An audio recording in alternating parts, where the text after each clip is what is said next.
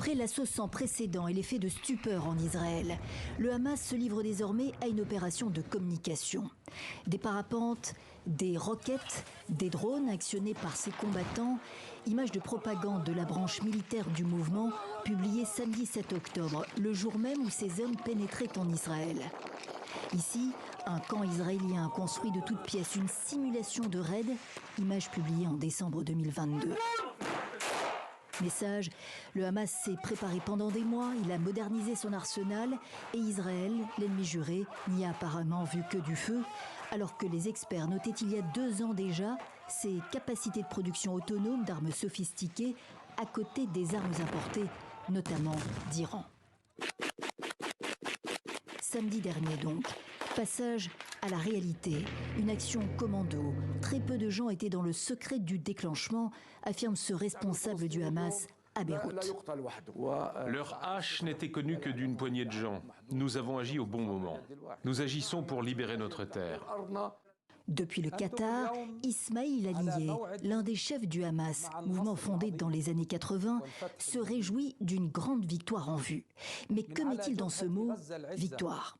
Le Hamas ne se bat pas pour la création d'un État palestinien à côté d'un État israélien.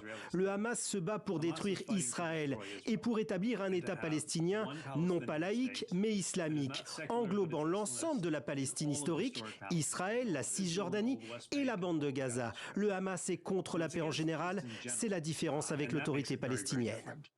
Contre Israël, le Hamas est soutenu par le Hezbollah libanais, lui-même financé par l'Iran. Ce lundi, Téhéran salue d'ailleurs ce qu'il appelle l'échec irréparable d'Israël dans les domaines militaires et de renseignement.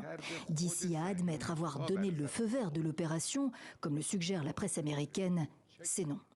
Les partisans du régime sioniste et d'autres personnes ont fait circuler des rumeurs ces 2-3 derniers jours, dont celle sur le fait que l'Iran islamique serait derrière cette action. Elles sont fausses. Une implication directe de la République islamique d'Iran dans les événements récents. Les Occidentaux se montrent prudents à ce sujet. En attendant, le Hamas menace de tuer les otages israéliens, dont de nombreux civils, un chantage prévisible à finalité dissuasive avant la contre-offensive israélienne, annoncée et destinée à l'éradiquer.